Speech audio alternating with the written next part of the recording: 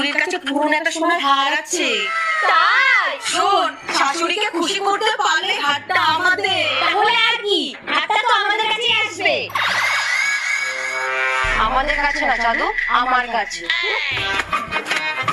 এ কি মা, আপনি কাপড় কাচ্ছেন কেন? আমাকে দিন, আমি কেচে দিচ্ছি। আচ্ছা, এই নাও, এগুলো কেচে দিও।